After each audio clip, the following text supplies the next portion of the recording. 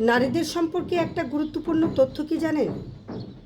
যে আপনি তাকে ভালো বলবেন, সে আস্তে আস্তে তাই হতে থাকবে।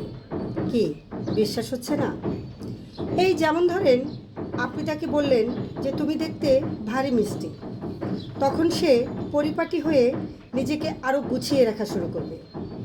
আপনি যদি তাকে ভালো বলেন, সে আরও ভালো হতে থাকবে। আপনি যদি বলেন যে তোমার মনের মধ্যে অনেক মায়া, ভালোর জন্য তুমি নিমিষেই যে কোনো কিছু করতে পারো, তখনও কিন্তু সে সেটা রপ্ত করতে শুরু করবে।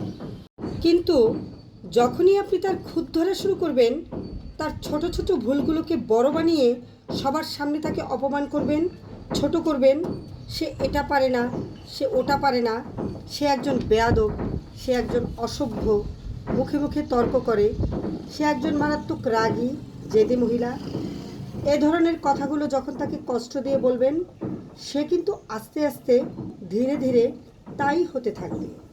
কারণ তখন সে ইতিমধ্যেই জেনে গেছে যে আমার আর ভালো কিছু প্রকাশ করার মতো নেই।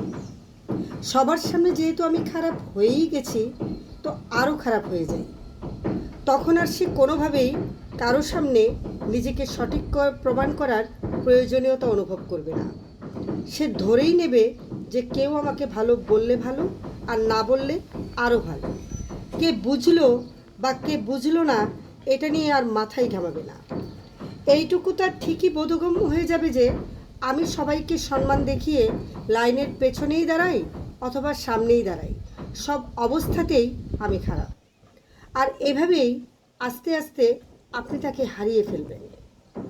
আর একজন নারী কখনোই একদিনে বা একটা কারণে নিজেকে সরিয়ে নেয় না। এর পেছনে থাকে কোটি কোটি কারণ।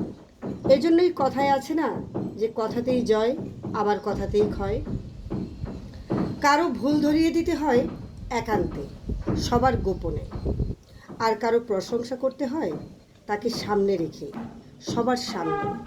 কারো প্রশংসা করাও কিন্তু একটা মহৎ গুণ, যা মানুষের স্বভাব এবং আচরণকে নিমিষেই পরিবর্তন করে দিতে পারে। মানুষ কথা তো বলতে শিখে যায় মাত্র 2 বছরে, কিন্তু কোন কথা কিভাবে বলতে হবে, কোথায় বলতে হবে, সেটা হয়তো শেখা হয় না 50 বছরেও। এটাও মানুষের একটি স্বভাবজাত অভ্যাস।